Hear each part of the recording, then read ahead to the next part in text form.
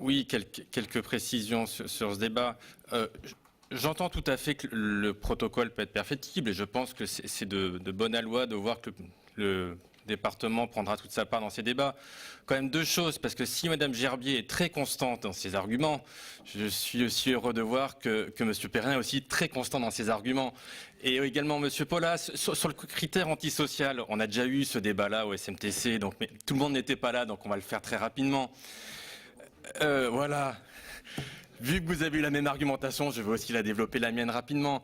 Sur le critère antisocial, j'entends bien ce que vous dites, sauf qu'il y a deux choses quand même sur lesquelles il faut modérer. Sur le fait que, dans un premier temps, ce sont également les populations les plus modestes qui sont impactées en premier lieu par la pollution qui est générée par ces voitures. Et aussi, puisqu'elles habitent, je vois M. Rajon couvre des grands yeux, puisque c'est une pollution qui est vraiment à proximité des axes. Et c'est vraiment là, parce que ça décroît très rapidement quand on s'écarte des axes, c'est les pollutions aux microparticules. Donc il y a également des inégalités en ce sens-là, et ce sont les personnes les plus modestes qui sont victimes de cette pollution aux microparticules dont on espère ici la réduire. Mistral, par exemple, me souffle mon camarade. Autre chose, également, ce n'est pas nécessairement les populations les plus modestes qui ont les voitures les plus polluantes, notamment parce qu'il y a beaucoup de deuxième ou troisième voitures qui sont des voitures très vieilles, comme vous avez pu le dire.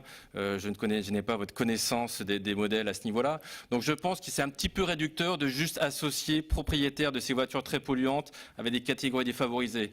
Et enfin, dernière chose, il faut être quand même précis sur les choses.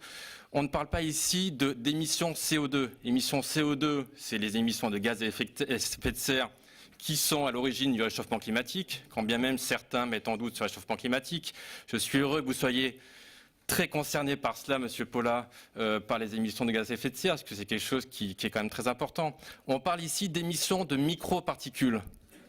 De particules qui sont cancérigènes et qui ont été avérées cancérigènes. Et je suis désolé, ce n'est pas du tout pareil que les émissions CO2. Et oui, je suis désolé, une Clio de 1999, et j'en ai eu une, je fais amende honorable, je ne l'ai plus.